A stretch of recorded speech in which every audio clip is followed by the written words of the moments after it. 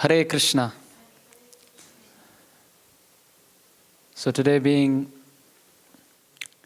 Bhishmashtami, the most holy appearance day of Bhishmadeva, the central figure in the Mahabharata, the grandfather of the Kurus, and one of the pure devotees, Mahajana. So therefore, in the remembrance of Bhishmadeva and seeking his blessings and mercy, today's session we'll dedicate the discussion of the Mahabharata and with Bhishma as the central figure. Om Ajnanatimirandhasya Jnananjana Shalakaya Chakshur Unmilitam Yena Tasmai Shri Gurave Namaha Shri Chaitanya Manobhishtham Sthapitam Yena Bhutale Swayam Rupa Kada Mahyam Dadati Swapadantikam He Krishna Karuna Sindho Dina Bandho Jagatpate Gopesha Gopika Kanta Radha Kanta Namostute Tapta Kanchana Gaurangi Shri Radhe Vrindavaneshwari Vrishabhanu Sute Devi Pranamami Haripriye Vancha Kalpatarubhyascha Kripa Sindubhya Evacha Patitanam Pavanibhyo Vaishnavibhyo Namo Namaha Jai Shri Krishna Chaitanya Prabhu Nityananda Shri Advaita Gadadhara Shrivas Adi Gaura Bhakta Vrinda Hare Krishna Krishna Krishna Hare Hare Hare Rama Rama Rama Hare Hare. So we're going to have a lot of names and relations in today's discussion, and therefore to make things easier, we have this whiteboard with all the names and relations on that.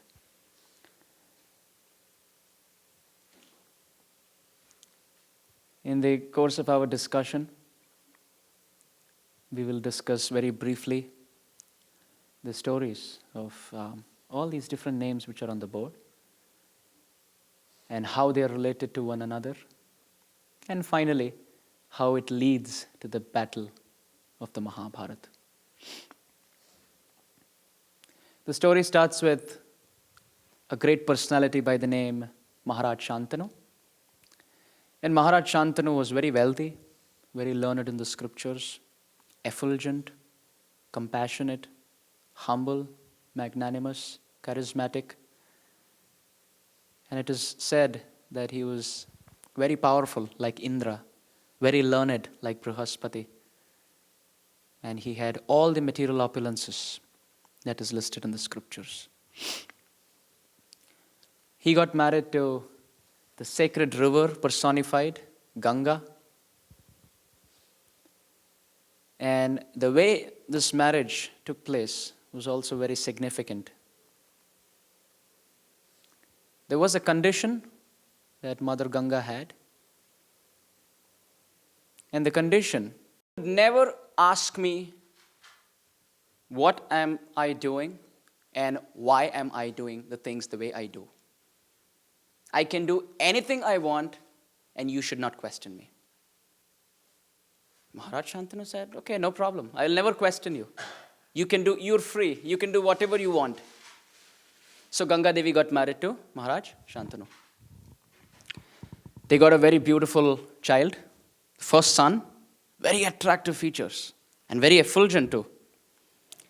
And Maharaj Shantanu was so happy. He took the child in his hand. He was thinking, oh, this is the future king. The future king is in my arms. Ganga Devi said, can I hold the baby for a minute? Shantanu said, yes, sure, you're the mother. She took the baby, ran to the banks of the Ganga, the river, and threw the baby.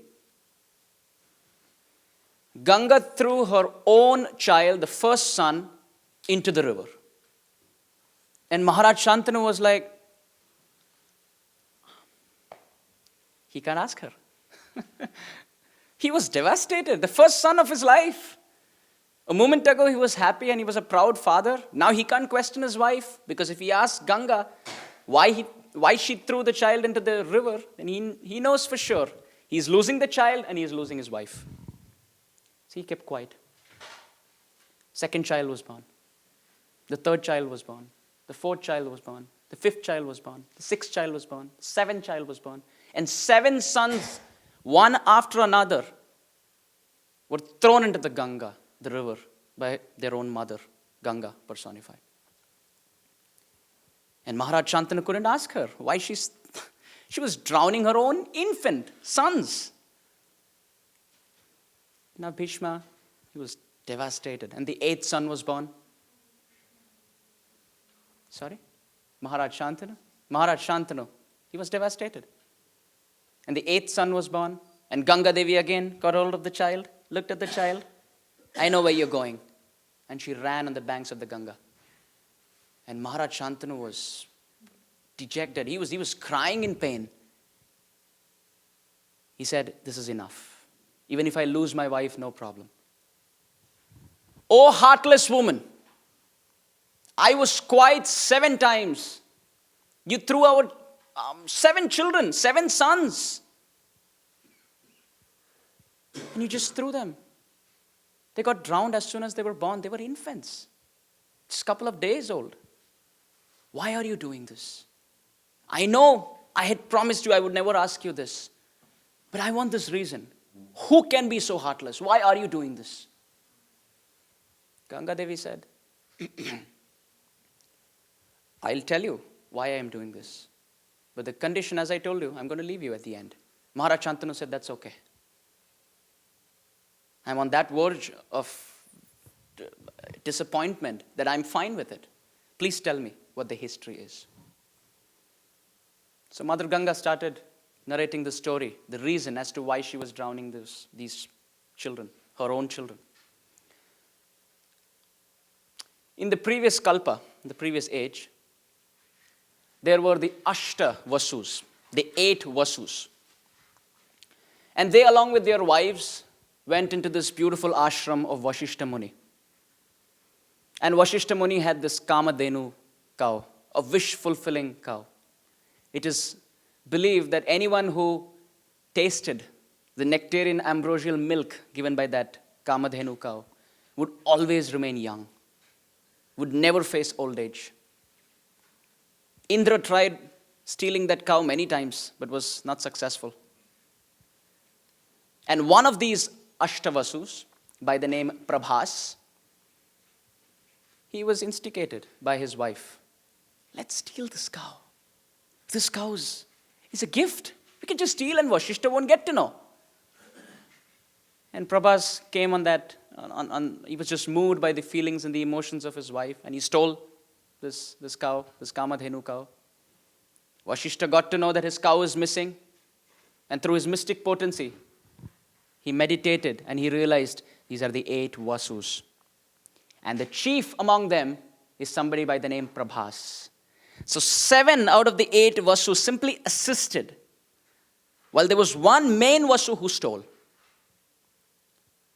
So Vashishta, he cursed the Vasus. He said, I curse all of you. You all are too proud that you all are demigods here in the celestial kingdom. I curse you that all of you would be born on earth in human forms. Now they went and begged forgiveness at the feet of Vashishta Muni. He said, all right, the curse is given. I can't take it back, but I can reduce the effect if you want. Since you're having this repentant heart and you're really repenting on what you've done, so I'll reduce the effect. He said, 7 out of these 8 Vasus, he all simply assisted. So you still would be born on earth, but with short lives, so that you can come back soon. But this 8th Vasu, Prabhas, he was the one who stole it. I curse you, you would be in a human form on earth and you would have a long life. Now they heard this, they ran to Ganga and they said, we are destined to be born as your children in the next avatar, in the next yuga. We have a request. 7 out of 8 said, we have this curse that we are going to be born in human forms, but the blessing is we can decide how quickly we could go back. So we request you, as soon as we are born out of your womb, just drown us, so that we get the curse of having a human form, and then we have the blessing of returning back to the heavenly kingdom. So 7 times Ganga Devi, she drowned her own children because of the promise that she had given in the previous kalpa. So what she was doing is perfectly right because there was an agreement between the children and Ganga. But Shantanu Maharaj didn't know any of this. And then Ganga Devi said, Prabhas, who was cursed to have a long life in this human form, is this 8th child whom you saved. So 7 children were drowned because of the agreement, and the 8th, who had this long life, was now with Maharaj Shantanu. Ganga Devi said, I have answered your question as to why I was drowning my own children. Now I am leaving. And she jumped into her own water body, and this 8th son was with with Maharaj Shantanu. And this 8th son, the incarnation of Prabhas, is the hero of our discussion, later to be known as Bhishmadeva. Initially, he was called as Devavrata. But there's a reason why he's called Bhishmadeva. Is there anyone who could share that? Why is he called Bhishmadeva? Yes. So that's the second name of our discussion.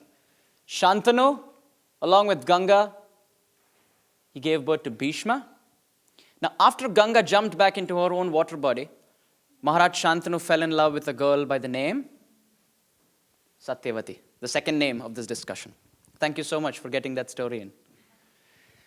So the second name is Satyavati, and the story is as follows. Satyavati was the daughter of a fisherman. There was a poor fisherman, and he had this very beautiful daughter by the name Satyavati. Maharaj Shantanu had gone for his hunting. He'd gone into the forest. And one day while he was returning, he glanced over this very beautiful, attractive girl. He didn't even know what her name was, where she came from, what her qualities were. He just fell in love at first sight. We just passed Valentine's Day, right? That's an example of love at first sight. Love at first sight and divorce at first fight, you know.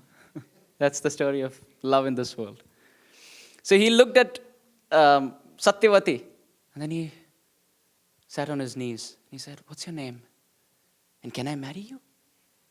She said, well, I'm from a traditional Indian family, so you have to ask my father. You have to ask my parents. So the father came in. He was a fisherman. He was a fisherman. He had his fishing net and things like that. And Maharaj Shantanu said, your daughter is so attractive. Can I get married to her? Is it possible? The fisherman said, look, you're a very nice king. You're very reputed, very well known, very famous. I have no problem in giving my daughter in marriage to you. But the logical problem is that you already have a son by the name Devavrata. And you would get married to my daughter, but ultimately your son is going to be the king. And I don't want that. I can give my daughter in marriage to you only on the condition if the son born out of you and my daughter Satyavati, if that son becomes the king. And now Maharaj Shantanu knew that's not possible because Devavrata is the first son and he's going to be the king. He was dejected. He said, okay, forget it. I don't think that's going to happen. Climbed onto his horse, came back. Sad face, dejected.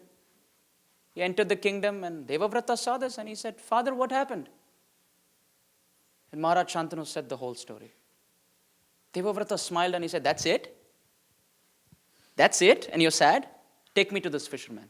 I'll talk to him. So Maharaj Shantanu took Devavrata to this fisherman, and Devavrata, he got down off the horse and he said, what's the matter? Why aren't you giving your daughter in marriage to my father? Fisherman said, because you're going to be the king, and I don't want you to be the king. I want their son to be the king. Devavrata said, no problem. I promise you. The son born out of your daughter and my father would be the king, not me. I'll step back and let him be the king. The fisherman was really smart. He said, wait a minute. That doesn't solve the problem. Parallelly, you would get married and you would have a son, and your son would be the king. And Devavrata felt this was getting too complex. He said, my son, okay, let's solve this problem.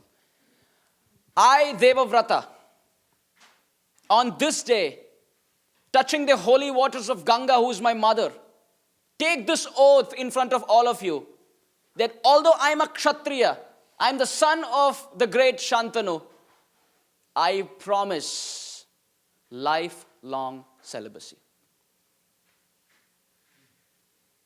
For a Kshatriya, in any place, at any time, Brahmacharya was foreign. They had hundreds and thousands of wives.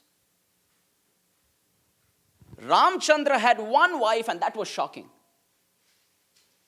How could this king have just one wife?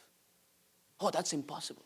And the next yuga after that, here comes Bhishmadeva, who promises Brahmacharya lifelong. And he knows for sure he was the Prabhas in the previous era, and he has to have a long, long life on earth. And he was ready for it. And he said, oh, father, you like this girl, and her father wants your son to be the king, and then he worries that my son would be the king. No problem. Two things. One, let your son be the king. Two, I will never get married. If I don't get married, I have no sons. So the only one who's going to be the king is your son. Please give your daughter in marriage to my father. The fisherman had to agree. And as soon as Devavrata said this was something very terrific, something which was never heard of. And in Sanskrit, Bhishmam literally means heat. Literally means something that's inconceivable. This is a terrific oath. This is not possible. And the demigods in the heavenly planetary system started showering flowers. They said, Bhishma, Bhishma. Terrific. Inconceivable. And from that day onwards, this Deva Vrata was called as Bhishmadeva. Now Maharaj Shantanu and Satyavati had two sons by the name Chitrangada and Vichitravirya. And you would be very interested to know that the story unfolds very beautifully now. Chitrangada died before marriage, so he had no sons. Okay? Vichitravirya got married, but died childless. So Bhishma has no children. All right? Chitrangada has no children. Vichitravirya has no children. And practically there's nobody to continue the dynasty. You see that? There's nobody. And now Satyavati tells the son Bhishma, said, what to do? We're supposed to be Kshatriyas and we have nobody to carry forward our dynasty. Bhishma said, let me think about it. What to do? Satyavati, his mother, said, well, can I tell you a secret? Yes, sure, mother, you can tell me anything. Tell me, what is it? Satyavati said, well, I had a son before marriage. Isn't it interesting? Seems like some Bollywood movie.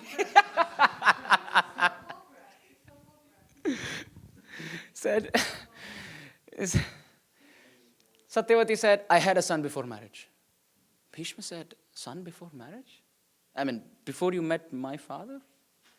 I mean, I fought for your marriage. What's the story about? She said, well, let me tell you. Now we get into that story. Is everybody on the same page? Yes? Okay. So Satyavati, being the daughter of a fisherman, she used to just use the boat back and forth from this place to that place, from this end of the river to that end of the river. And just take people across, back and forth. So one day there was a special guest on the boat, and that was the great Parashara Muni. What was his name? Parashara. This Parashara Muni has a special contribution. There are many contributions, but there's one thing that Prabhupada quotes again and again and again about Parashara Muni. It was Parashara Muni who gave the verse defining God. He said, God is he who's full in 6 opulences. And what are the 6 opulences, one by one? Krishna is full in, wow, everybody said beauty at the same time. Hari Bol! Krishna is all beautiful. Interesting. So Krishna is all beautiful, all in beauty. It's unmatched. What's the second quality? The second opulence? Everybody again saying knowledge. Wait a minute. Is it a conspiracy or something? Something planned? Okay. Beauty, knowledge. Any example of Krishna's knowledge? Unmatched knowledge? He knows what's going to happen before it happens. Perfect. 700 verses of the Bhagavad Gita in 40 straight minutes at the battlefield of Kurukshetra. We are 40 years in the moment and we still have a problem studying the Bhagavad Gita. And Krishna speaks the whole 700 verses of the Bhagavad Gita in Sanskrit in 40 minutes on the battlefield. Knowledge. What's the third opulence that he's full in? Wealth. Okay. Any examples of Krishna's wealth? Everything. Brilliant. Fourth. Renunciation. Any examples of Krishna's renunciation? Sorry? The whole world belongs to Krishna, but he still gives it to us so that we go on with our false quest of happiness.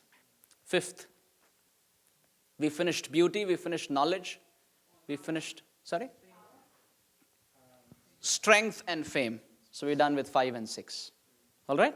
So what are the 6? Knowledge. We start with beauty, knowledge, wealth, renunciation, strength, and fame.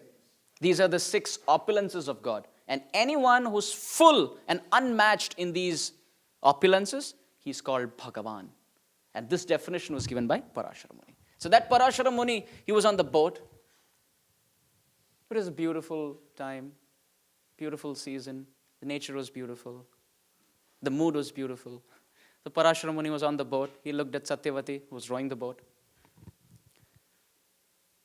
And by the inspiration of Paramatma given in the heart, he told Mother Satyavati, there is a very great personality who's going to appear very soon. But the condition is he has to appear through our union. Not the physical union, but the he being a Prajapati, he could unite with the spirit of Satyavati through vision. That's what is called as Prajapati. In previous ages, you never had this ghastly intercourse, so to speak, on the basis of flesh. It was on a spiritual platform, through vision, through prayers. You find in the Bhagavatam how the Supreme Lord enters. Yes? The name again, what was the name of the process for Prajapati are those people who can create without a physical union. Oh, so the process is called Prajapati. Those who create like that are called Prajapatis. Yeah. So even in the Bhagavatam, you find how Krishna entered the heart of Vasudeva and then went into the womb of Devaki. Right? So there was no physical union, so to speak. So here also on the boat, Parashara Muni, he told Satyavati that there's a great personality who's going to come, but he has to come through our spiritual union. Satyavati said, that's not possible. No sort of union is possible because I'm not related to you and I'm not married to you. And they are so spiritually pure that she said, I would lose my virginity if I'm with you. That's not possible. He said, this is the inspiration that Krishna is giving in the heart. So if you agree to it, I can promise you 2 things. One, I would give back your virginity. I'll give back your spiritual potency. I'll make you very effulgent and pure. And second, you will be free from the stink of fish smell, which comes because of your profession. And she was also inspired in the heart by the Paramatma. So she agreed. Then Parashara Muni, just by looking at Satyavati, they gave birth to a very beautiful, wonderful, and intelligent son who's an incarnation of Krishna himself by the name Vyasadeva. Parashara Muni is the father of Vyasadeva. And Vyasadeva is who? Who is Vyasadeva? Yes. Yes, literary incarnation of Krishna. Vyasadeva has a big name. His name is Krishna Dvaipayana Vyas. He's called Krishna because he's an incarnation of Krishna. He's called Dvaipayana because in Sanskrit, Dweep means an island. We say Navadweep, 9 islands. And because he was born on an island, he was called as Dvaipayana. And he's called Vyasa because in Sanskrit, Vyasa means to split. He split the Vedic literature into different sections.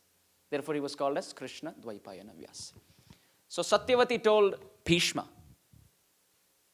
I had this son. And he, as soon as he was born, he ran into the forest like an avadut. And he said, oh mother, I'm going to be very busy in thinking about Krishna. But whenever you want me, just think of me and I'll come. So Bhishma said, you then call Vyasadeva. I'll arrange for the queens. Let Vyasadeva come. So Vyasadeva was called, and Bhishma parallelly went into another city and kidnapped 3 girls by force. Very interesting at this point. And the names of the 3 girls are Amba, Ambika, and Ambalika.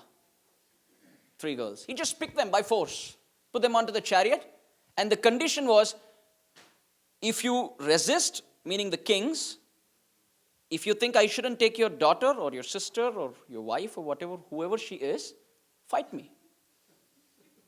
If you defeat me, I give back the queen, the daughter. But if I win, she belongs to me. That was the time. They just used to pick the girl. And that's one of the styles in the Gandharva marriage, where the king has to prove his might. And sometimes he'll be attacked by 10 kings, 20 kings. And if he's able to defeat all of them at the same time, so be it. So Bhishma went and he kidnapped 3 girls. And their names were Amba, Ambika, and Ambalika. Now Amba, the first name, she had a lover. She was in love with another king by the name Shalva. That's not on the board for a purpose. For a purpose. So Amba had this lover by the name Shalva. So when she was kidnapped, she told Bhishmadeva, look, you getting me here, I can't do anything that you want because I already have somebody whom I'm in love with, Shalva. So Bhishma said, okay, you go. You two, Ambika and Ambalika, you have nobody, so you're going to be here. Amba, you have someone? Okay, go back to Shalva. Now she went back to Shalva very happy. Look, I've come. And Shalva said, I'm not going to accept you. Because he kidnapped you in my presence. And that's a scar on the Kshatriya blood. I can't accept you. Go back to Bhishma.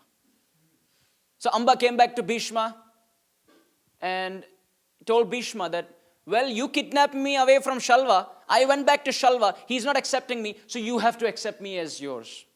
And Bhishma said, I'm a brahmachari.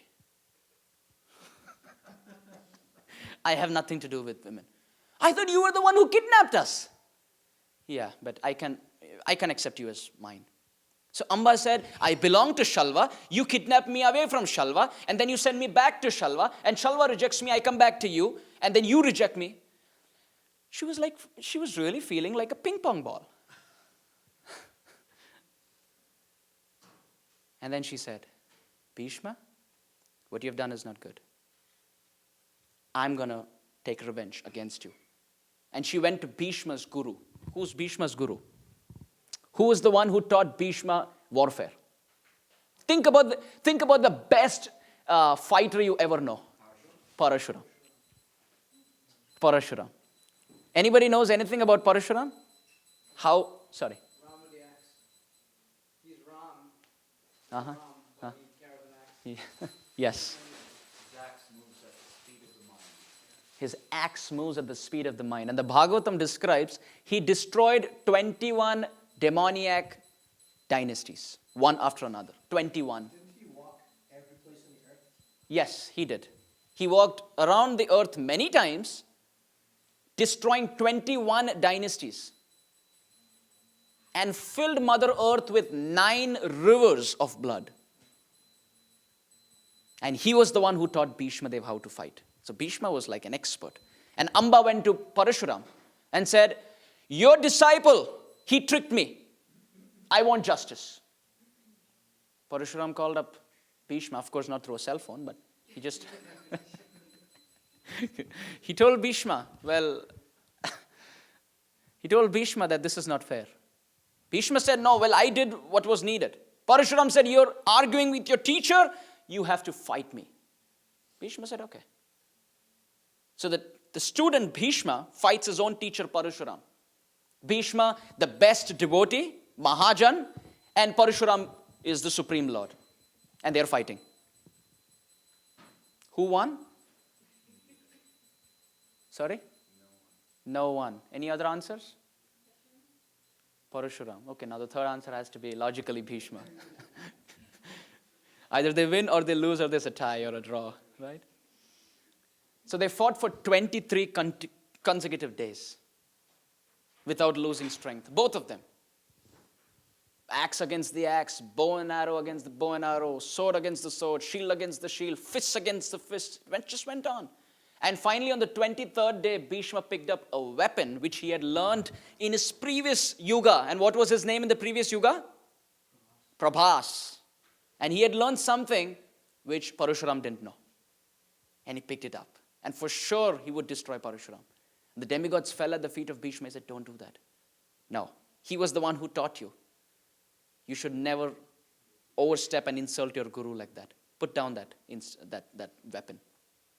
So Bhishma put it down, and finally there was an agreement, and there was just a tie, a draw, after 23 days of battle. Parashuram told Amba, you must go and take shelter of Bhishma. Go.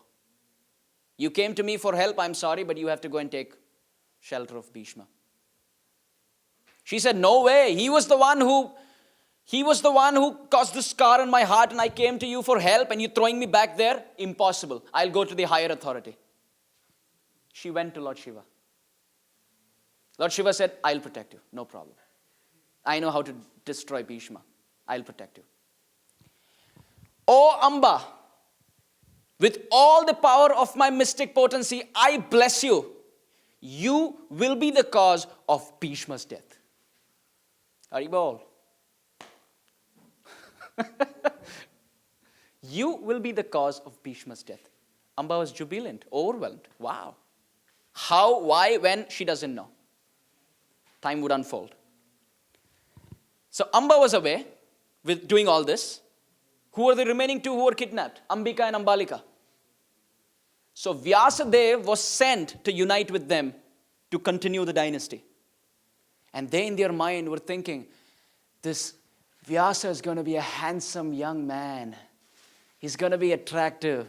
He's going to be very, charismatic and a typical young man who's going to come and is going to make love with us.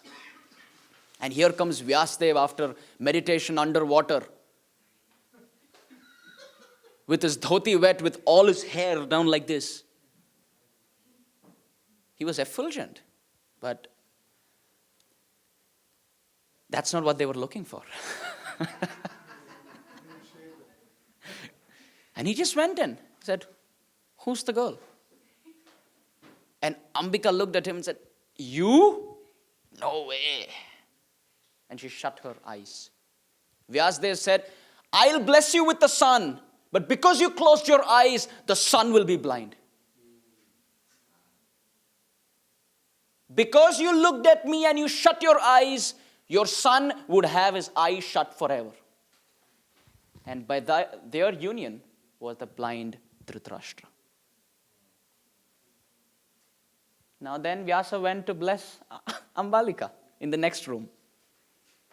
And Ambalika was also thinking, it's going to be a young prince getting off the horse and with his quiver and with his bow and arrow, and here comes Vyasdev with hair all over his body, with his dhoti wet, and where's the girl? And Ambalika, in fear, goes pale. She just turns yellow.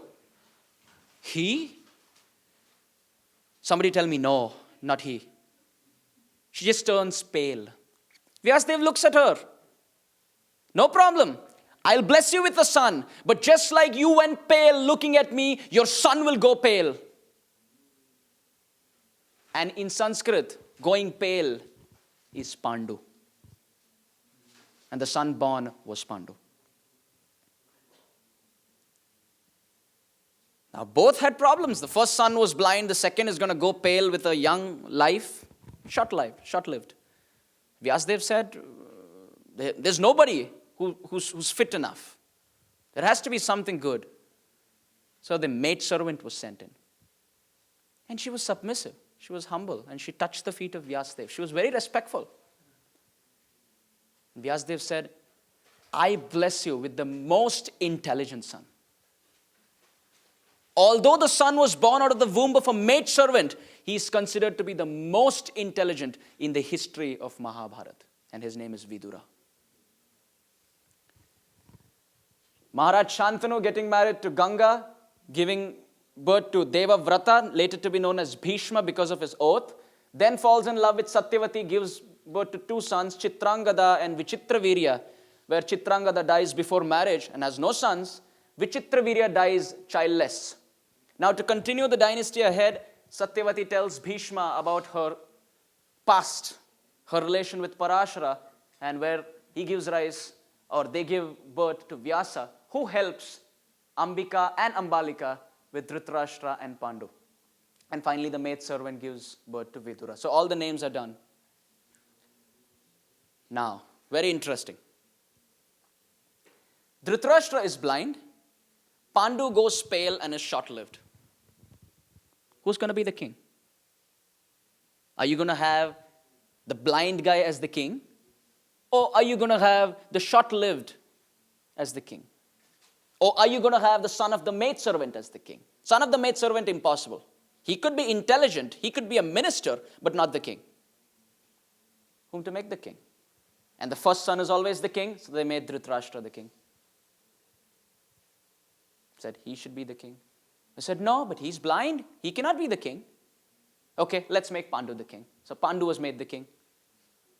And you know, after the king's time, his sons continue the legacy. Here is the problem. This is the reason why the whole Mahabharata was fought. He was supposed to be the king, but he's blind, so he becomes the king. And after Pandu, should the sons of Dhritarashtra be the king? Or should the sons of Pandu be the king? If Dhritarashtra was the king and he was not blind, then naturally the Kauravas become the king. They continue. But because it was given down to Pandu, after Pandu's time, his son should be the king.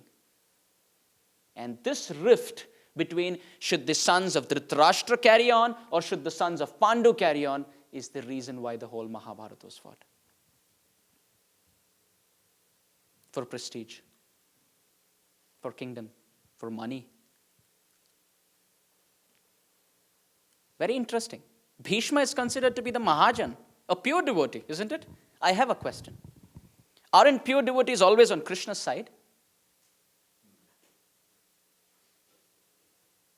Logically, yes, mostly. But they should be on the side of the Pandavas. Because Pandavas have Krishna and Bhishma is a pure devotee, so Bhishma should be on Pandava's side. But here is Bhishma on the Kaurava's side. Srila Prabhupada gives a very beautiful reason why. Bhishma is ready to be criticized, misunderstood, ridiculed, blasphemed for time to come. That, he was quiet when Draupadi was being disrobed. He was quiet and he was taking the side of Duryodhan.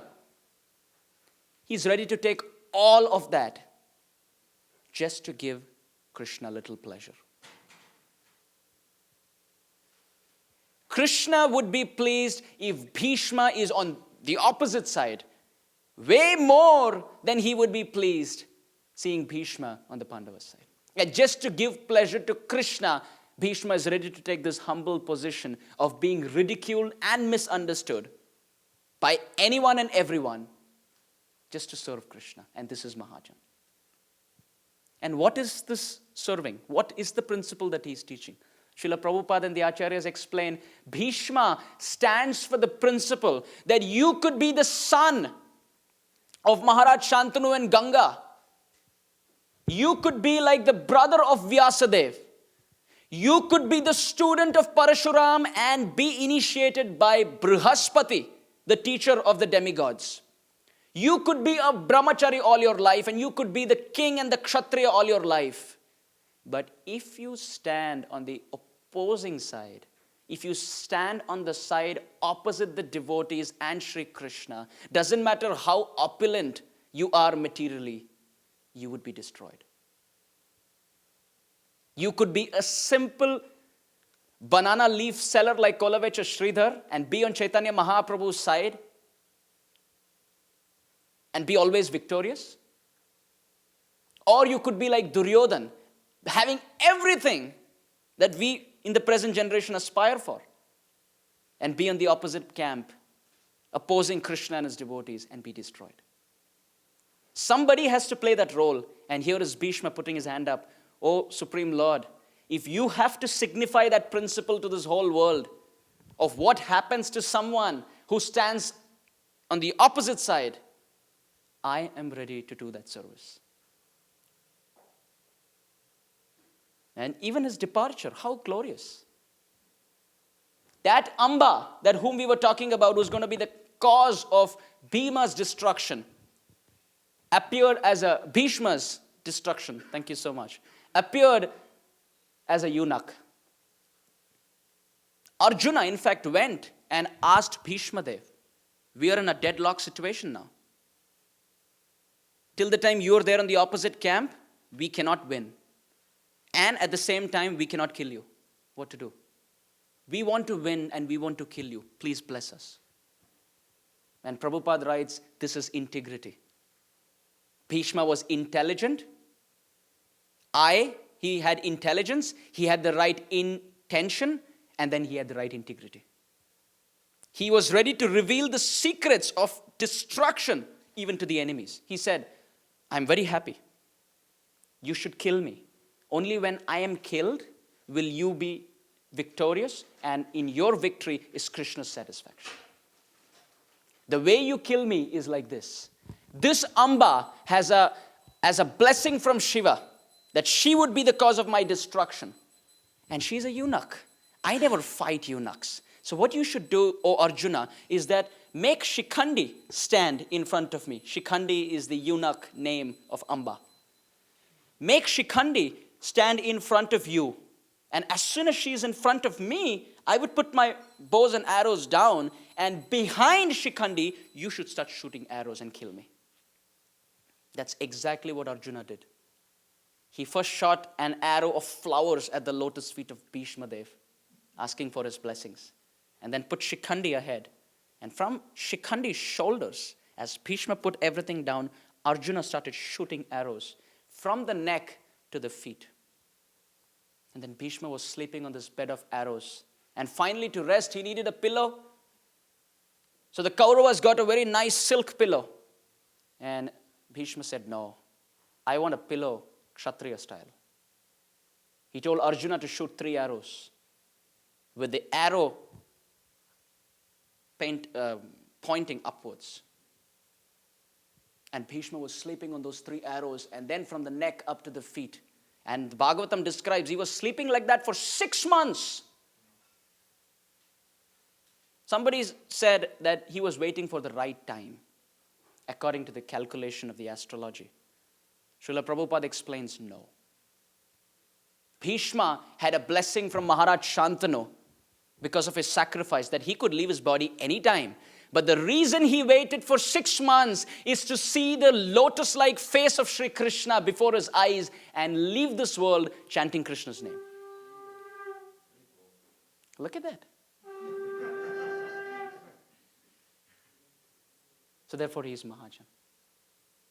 So in this way, we covered all these names, and we covered the life of Bhishma, the history of Bhishma, and the glorious departure of Bhishma, where being on the bed of arrows, he sees the moon-like face of Sri Krishna, and keeping Krishna's face in front of his eyes, he left this world chanting the holy name. Hare Krishna, Krishna Krishna, Hare Hare, Hare Ram, Ram Ram, Hare Hare. Shri Bhishmadeva ki, Srila Prabhupada ki, Gaur Premanande, Hari Hari Bol. On this day, let us remember Bhishmadev. Let us pray that wherever we are and whatever we are doing, let us imbibe the spirit of surrender and the spirit of pleasing Krishna and satisfying Krishna at all times and in all circumstances. Gaur Premanande.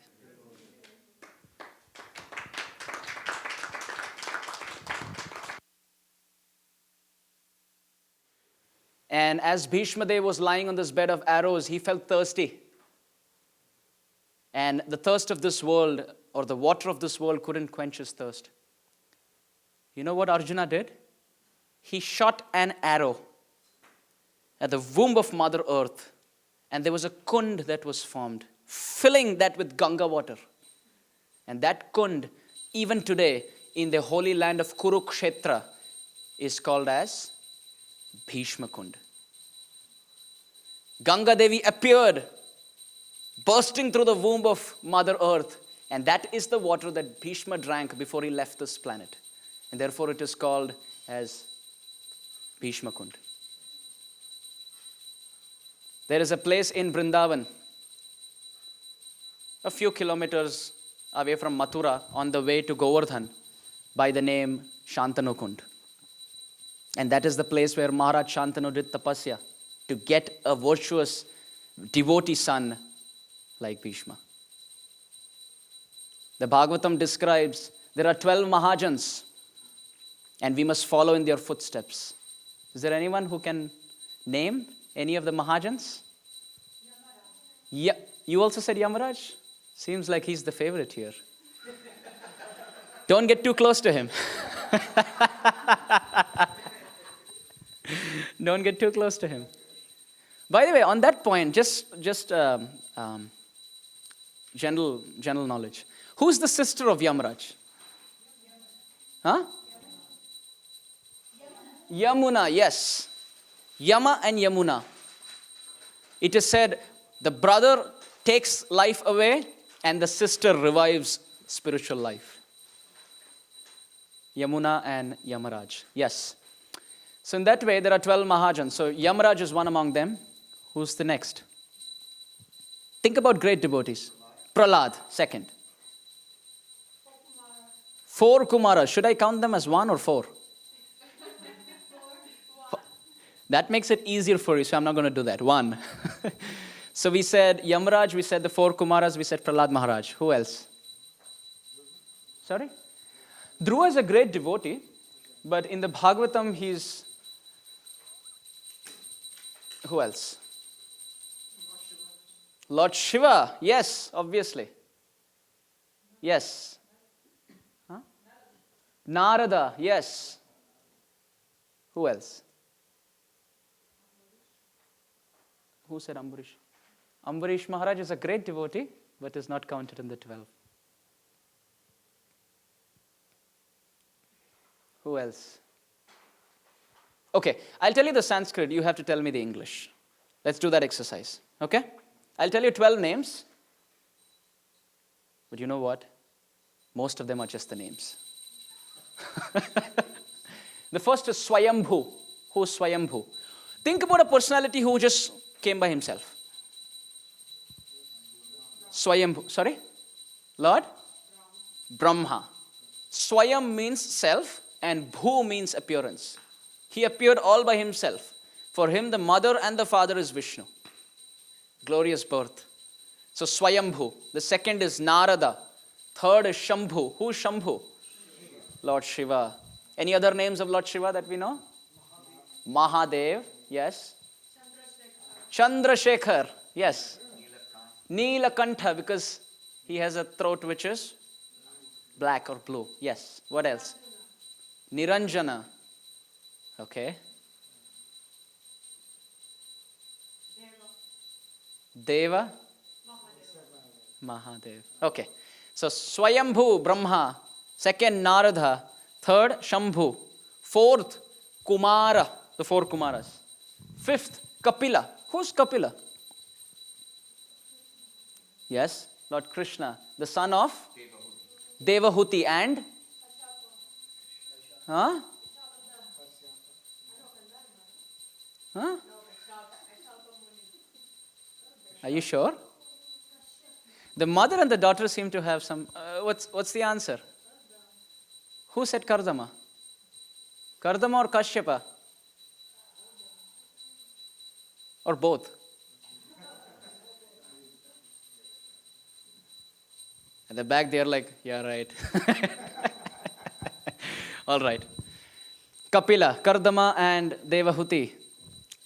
Swayambhu, Narada, Shambhu, Kumara, Kapila, Manu. That's the sixth. Seventh, Prahlada. Eighth, Janaka. Ninth, Bhishma. 10th, Bali Maharaj. 11th, Shukadev Goswami. And 12th, Yamaraj, the god of death. So who are the 12 Mahajans?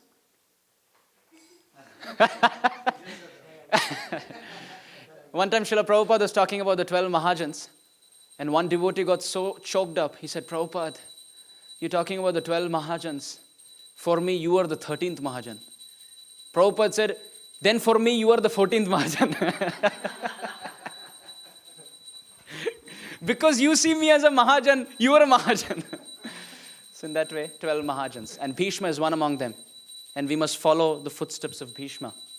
Wherever we are, whatever we do, we must always do things to please Krishna.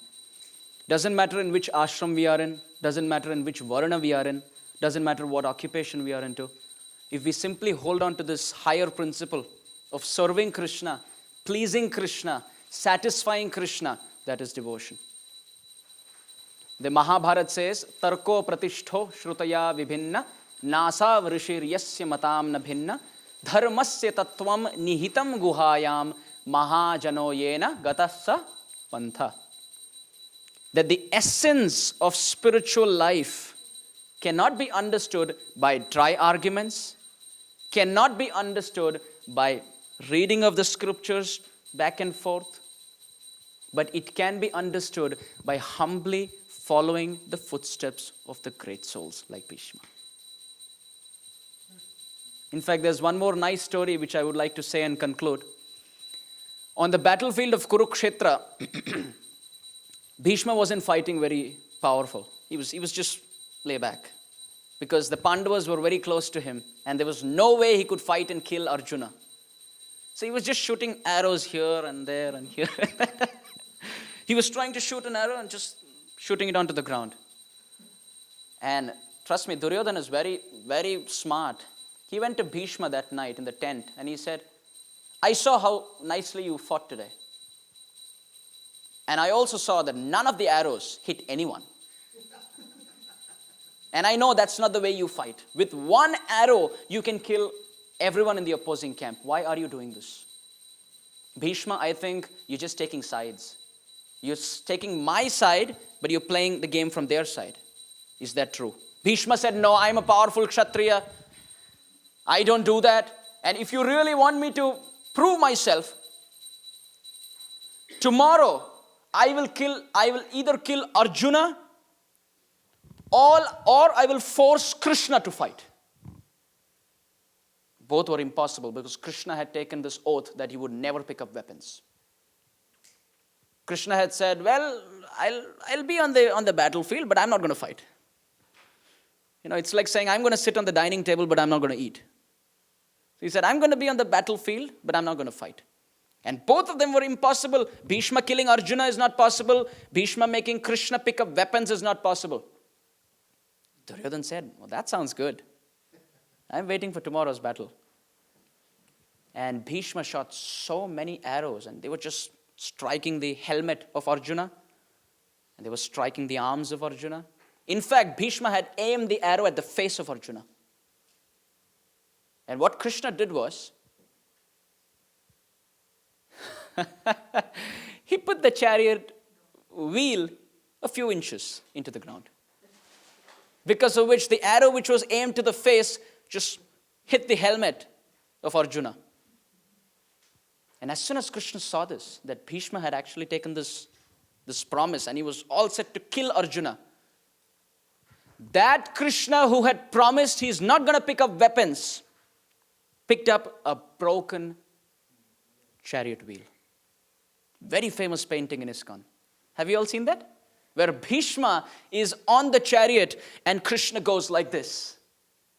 And here is Arjuna sitting on Krishna's feet.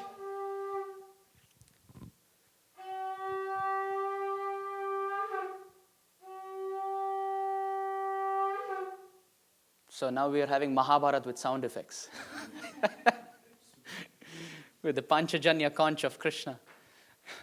So Krishna picked up this half-broken chariot wheel and he charged towards Bhishma. And Bhishma was so happy to see this. He just put everything down. This was very significant because Krishna had promised that he would not pick up the weapons. But why did he pick it up? Because Krishna had two options. One, keep to his promise and never pick up weapons and see Arjuna die on the battlefield. Or second, break his own promise to protect a devotee of Arjuna's caliber. And what do you think Krishna would pick? The second.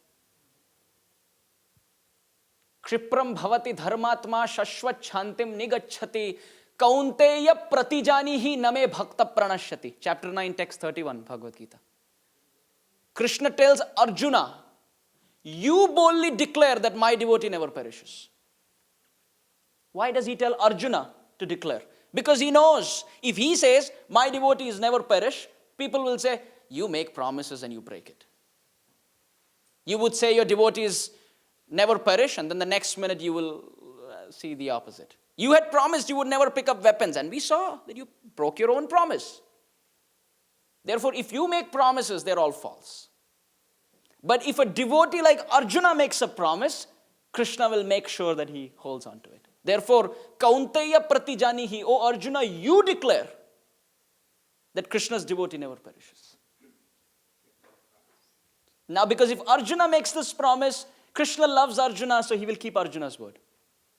So in this way we find between picking up these two options of either holding on to his promise and seeing Arjuna die, or breaking his own promise to protect Arjuna, Krishna broke his own promise because he's Bhakta Vatsal. He protects his devotees. And in Boston, we are so blessed to be in this temple, to perform devotional service and always be protected by Shri Shri Radha Gopi Vallabha. Shri Shri Radha Gopi Vallabha ki, Srila Prabhupada ki, Srila Bhishmadeva ki, Gaur Premanande Hari Hari Bol. Thank you so much for attending. I would like to express my heartfelt gratitude to all of you who took your time and came here.